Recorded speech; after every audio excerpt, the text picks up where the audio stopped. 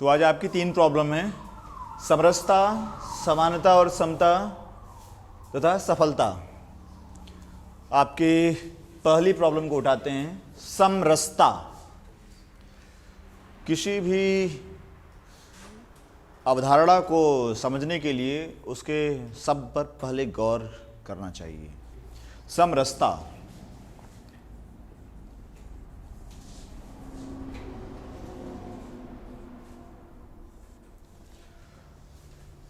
रस का मतलब भाव।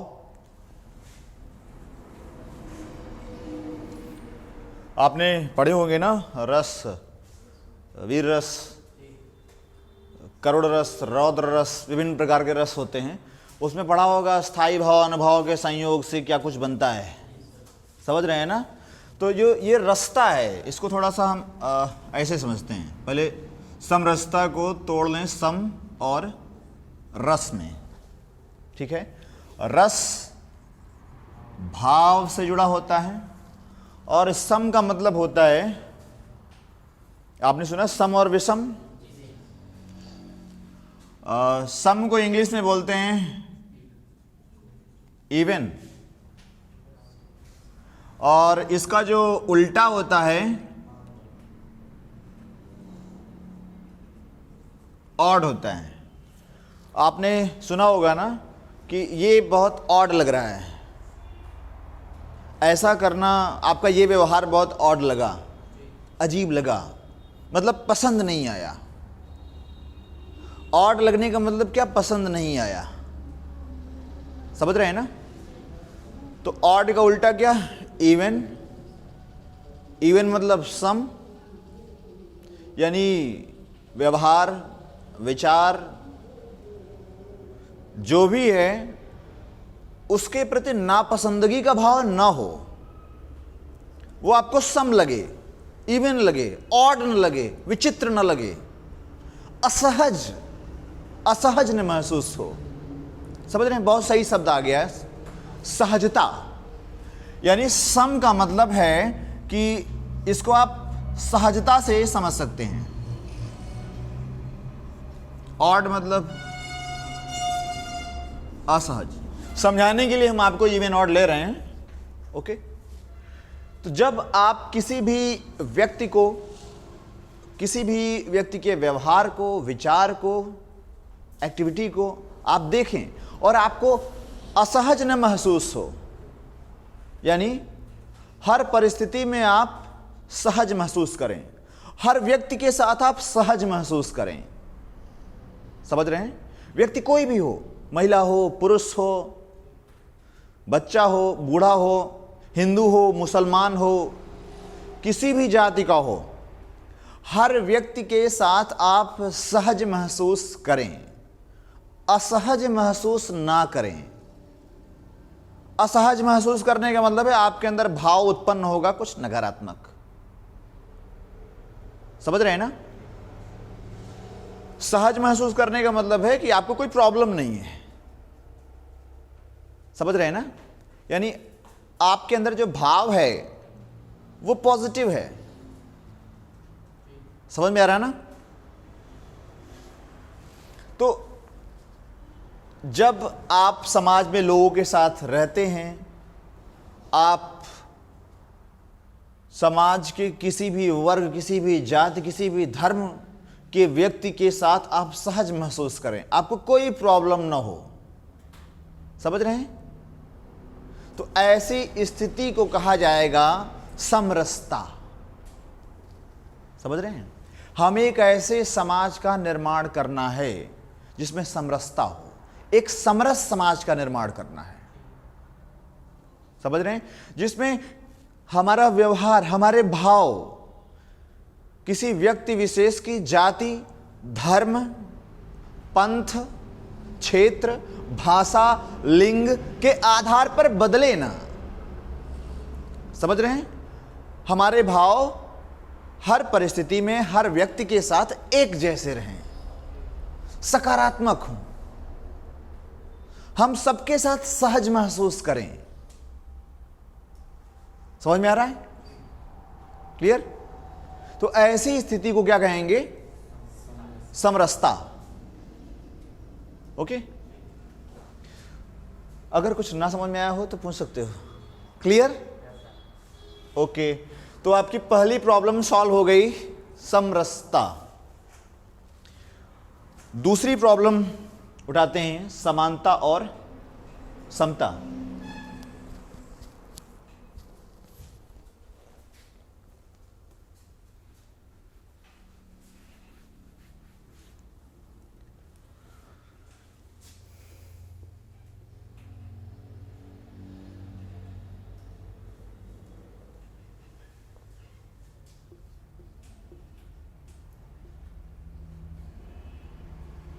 समता। अच्छा, समानता को आप जानते हैं क्या बोलते हैं? इक्वालिटी।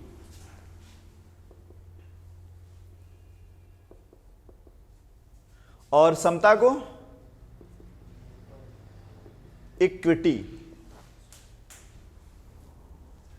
थोड़ा समझिएगा,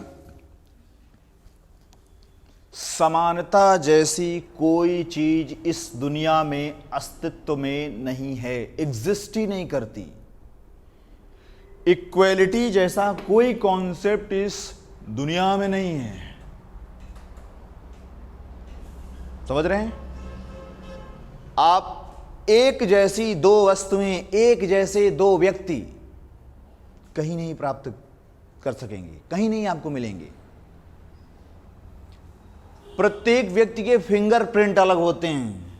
अरबों की आबादी है दुनिया की, और किसी का फिंगरप्रिंट किसी से मैच नहीं कर सकता। किसी के डेंटल प्रिंट किसी से मैच नहीं कर सकते हैं। और इतनी बड़ी संख्या है इस दुनिया में लोगों की, किसी की जो शक्ल है वो दूसरे से मैच नहीं कर सकती है। वो जुड़वा ही क्यों ना हो, कुछ ना कुछ अंतर, बारीक से बारीक अंतर रह ही जाएगा। वो अलग बात है कि आप पकड़ ना पाएं। समझ रहे हैं? अंतर होगा, उम्र का अंतर हो जाएगा। दो बच्चे एक साथ पैदा होते हैं, लेकिन 2-3 सेकंड का अंतर हो सकता है। समझ रहे हैं? एक पहले गर्भ से निकलेगा, उसके बाद दूसरा निकलेगा। क्लियर?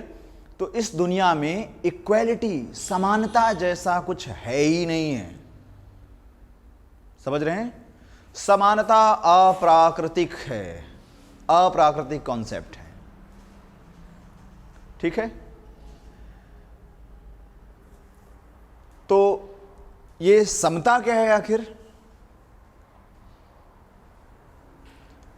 जो समता शब्द है, यह आपका किसी के संदर्भ में होता है।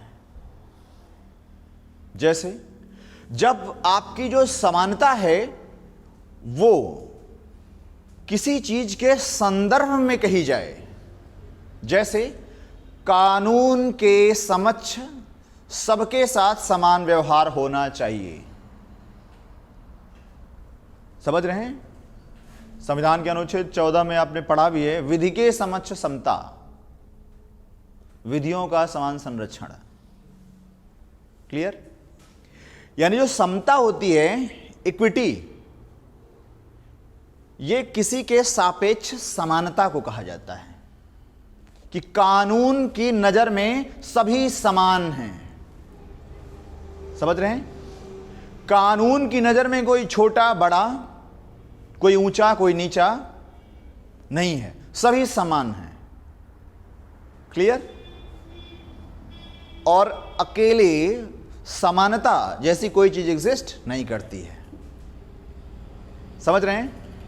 क्लियर हो गया? इक्विटी मतलब समता, किसी के सापेक्ष समता। जैसे भगवान की नजर में, आपने सुना ना, भगवान की नजर में सभी बराबर हैं। समझ रहे हैं ना?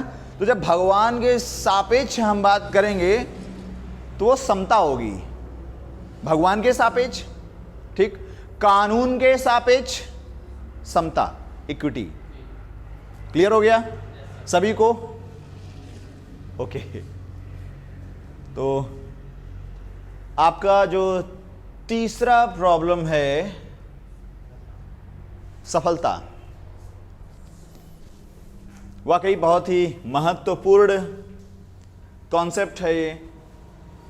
और इस दुनिया का प्रत्येक व्यक्ति सफल होना चाहता है, सफलता प्राप्त करना चाहता है, लेकिन ये विडंबना है कि हम में से अधिकांश लोग जिसे पाना चाहते हैं उसे जानते नहीं हैं। यानी सफलता क्या होती है इसके बारे में सही समझ नहीं है, लेकिन हम पाना चाहते हैं। तो आप लोगों ने ये अपनी समस्या रखी सफलता, और आप लोगों की वजह से दूसरे बहुत से लोग जान पाएंगे सफलता क्या होती है।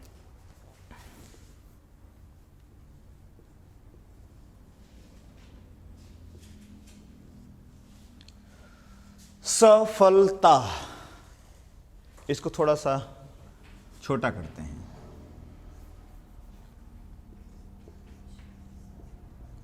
सफल, स प्लस फल,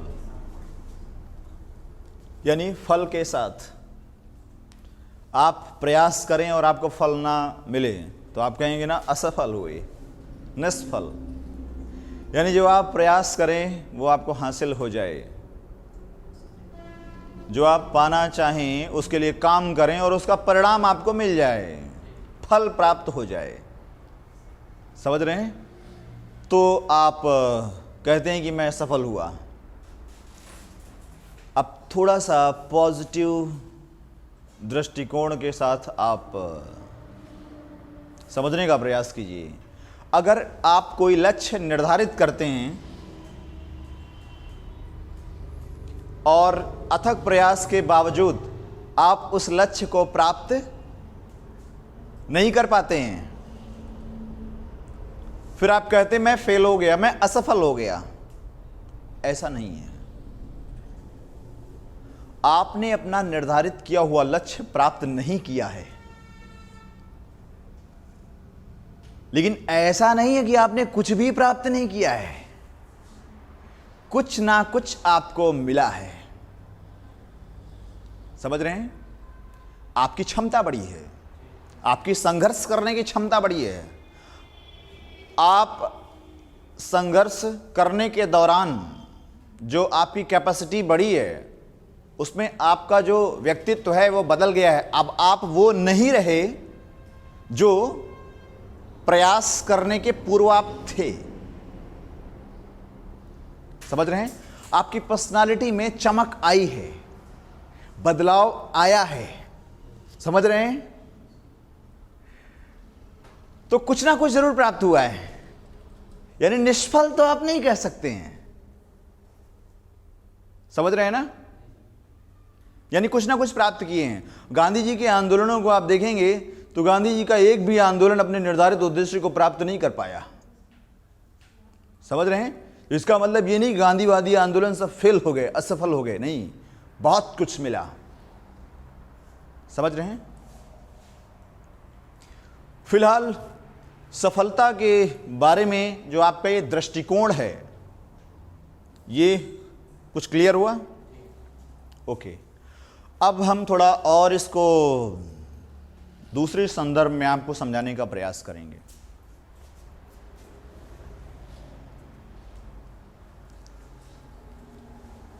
आप अगर मार्केट से एक मोबाइल फ़ोन लेकर आते हो और मोबाइल फ़ोन आप मल्टीमीडिया लेकर के आए हैं, ठीक है, और उस फ़ोन का इस्तेमाल सिर्फ आप लोगों से बात करने में कर रहे हैं, ओके, जबकि उस सेट में कैमरा भी है, वॉइस रिकॉर्डर भी है और विभिन्न प्रकार के फीचर्स शामिल हैं। क्लियर? लेकिन आप सिर्फ उसका इस्तेमाल बात करने के लिए कर रहे हैं, मैसेज भेजने के लिए कर रहे हैं। आप उसमें सोशल मीडिया का इस्तेमाल नहीं करते हैं, आप उसमें टेलीग्राम का इस्तेमाल नहीं करते हैं, व्हाट्सएप का इस्तेमाल नहीं करते हैं, यूट्यूब का इस्तेमाल नहीं करते। फ़ोन लेकर आ गए आप 15 से 20 हज़ार का। समझ रहे हैं ना? तो ये जो आप फ़ोन लेकर के आए हैं, इसका पूरा इस्तेमाल नहीं कर पा रहे हैं। समझ रहे हैं ना? यानी अगर आपको बात ही करना था तो आप 2 से 3 हजार का एक फोन ले सकते थे। समझ रहे हैं ना? यानी इस्तेमाल नहीं कर पा रहे हैं पूरी क्षमता का। क्लियर? दूसरा एग्जाम्पल, आप लोगों ने देखा होगा कि जो टूथब्रश आप इस्तेमाल करते हैं, जब वो दांत साफ करने के लायक नहीं रह जाता है, फिर भी उसमें उसके जो ब्रश होते हैं, बाल होते हैं, वो होते हैं, तो लोग क्या करते हैं, उसका इस्तेमाल करते हैं फिर डाई से अपने बाल कलर करने के लिए। समझ रहे हैं ना? फिर गांव में महिलाएं उस ब्रश का इस्तेमाल अपने जो क्या, अच्छा एड़ियों में मुझे नहीं पता, मैंने एड़िया साफ करते हुए नहीं देखा।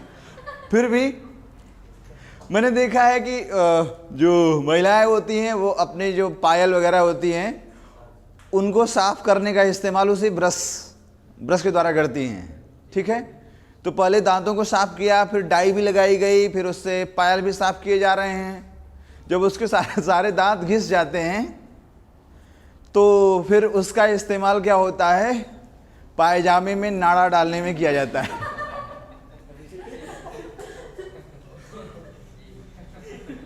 समझ रहे हैं ना? आप देखिए कि आपने 10-20 रुपए का एक ब्रश खरीदा था, उसका पूरा इस्तेमाल किया, यानी ब्रश खरीदना सफल हो गया। समझ रहे हैं? वो 100% नहीं, वो 500% सफल हो गया।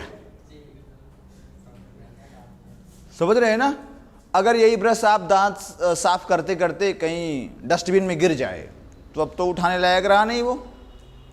तो होता क्या कि ब्रश खरीदना नुकसानदायक हो गया, असफल हो गए। समझ रहे हैं? पूरा यूज नहीं कर पाए। समझ रहे हैं ना? लेकिन अगर आपने पूरा इस्तेमाल कर लिया जितनी उसकी क्षमता थी, तो इसका मतलब यह है कि ब्रश खरीदना 500% सफल हो गया। समझ रहे हैं? अब इसे मानव जीवन के संदर्भ में देखिए। ठीक है, आपको संयोग से मनुष्य का शरीर प्राप्त हुआ है, मानव जीवन मिला है। इसमें असीमित संभावनाएं हैं, असीमित क्षमताएं हैं। समझ रहे हैं? लेकिन यदि आप इस मानव जीवन का इस्तेमाल सिर्फ अपनी भूख मिटाने के लिए, प्रजनन करने के लिए अगर इसी में बिता देते हैं, तो इसका मतलब यह है कि मानव जीवन प्राप्त करना फायदेमंद नहीं हुआ। आप यूज ही नहीं कर पाए, आपका जीवन असफल हुआ। समझ रहे हैं ना? भूख का मतलब यह है कि सिर्फ भोजन ही नहीं, पद, पैसा, यश, इसकी भी भूख होती है। समझ रहे हैं? यदि पद, पैसा, यश, इसकी भूख को शांत करने में आपने अपना जीवन बिता दिया, समझ रहे हैं, प्रजनन करने में बिता दिया, तो ये तो पशु भी करते हैं। समझ रहे हैं? आपको पशु से ज्यादा क्षमता मिली है, लेकिन उस क्षमता का यदि आप इस्तेमाल नहीं कर पाते हैं तो मानव जीवन असफल हो गया। जैसे आप मल्टीमीडिया सेट लेकर के आए 15 से 20 हजार का, समझ रहे हैं, आप 2000 का भी ला सकते थे। समझ रहे हैं ना? लेकिन आप मल्टीमीडिया सेट लाए, ज्यादा पैसा लगाए, ज्यादा फीचर्स हैं, लेकिन उन फीचर्स का यूज नहीं कर पा रहे हैं, तो मल्टीमीडिया सेट लेना नुकसानदायक हुआ, फेल हो गया आपका, वो पैसा असफल हो गया, पैसा लगाना उसमें। समझ रहे हैं ना? तो मानव जीवन की असीमित क्षमताएं हैं, असीमित संभावनाएं हैं। इन संभावनाओं का, इन क्षमताओं को जितना दोहन कर सकें आप, इनको जितना ज्यादा विकसित कर सकें, जितना ज्यादा आप अपनी इन क्षमताओं का इस्तेमाल कर सकें, उतना अधिक आप सफल होंगे। क्लियर? ओके, अब इसको पॉज कर दीजिए।